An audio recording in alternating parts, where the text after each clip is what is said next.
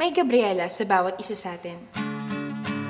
Nagmamahal, nasasaktan, nakikialam, naghihirap, dinadahas, nakikipagsapalaran, hinahangaan, kinigipit ngunit nag-iisip, naninindigan at lumalaban. Gabriela ka, huwag kang paapi, lumaban ka. Iboto ang Gabriela Women's Party.